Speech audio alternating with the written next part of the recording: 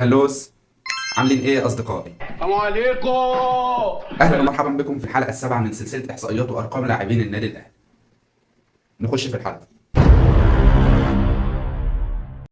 النهارده معانا لاعب كان صفقه بشخصيه الاهلي، لاعب مميز، لكن للاسف لعنه الاصابات حرمتنا منه وحرمتنا من لاعب بامكانيات كبيره جدا، لاعب كنز لاي مدرب ويعتبر من احسن المساكين في مصر. ايوه، هو محمود متولي. محمود متولي او محمود المتولي محمد منصور، من المنصوره، مواليد 4/1/1993.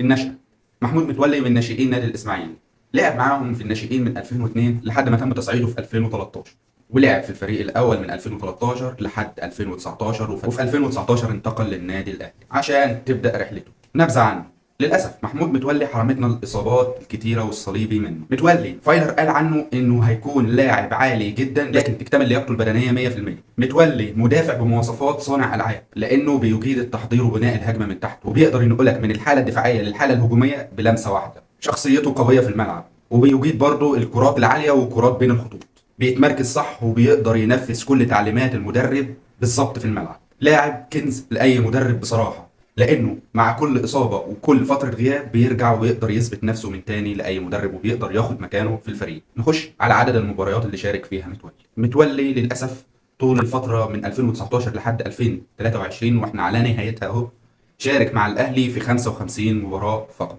سجل فيهم هدف واحد وصنع هدف، وحصل فيهم على 4 كروت صفراء. تعالوا نقسم المباريات. متولي لعب مع الاهلي في الدوري 35 مباراه، سجل هدف وحيد قدام فاركو وصنع هدف، ولعب في السوبر المصري 4 مباريات، ولعب في كاس مصر 3 مباريات، وفي افريقيا 10 مباريات، وفي كاس العالم لعب مع الاهلي 3 مباريات. البطولات: متولي حقق مع الاهلي حتى الان 11 بطوله، 2 دوري وواحد كاس و3 سوبر مصري و3 دوري ابطال افريقيا و2 سوبر افريقي، وكمان 2 برونزيه كاس عالم. محمود متولي لاعب كبير جدا، تتمنى انك تشوفه بيلعب على طول وتستمتع بيه، لانه بصراحه بيفيد الفريق جدا.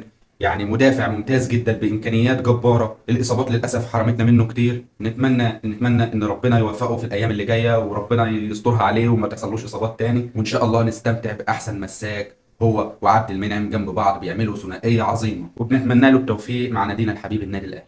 وهنا وصلنا لنهايه حلقتنا. لو عجبتك الحلقه ما تبخلش علينا بلايك وشير، وتوقع مين هيكون نجم الحلقه الجايه. وطير انا.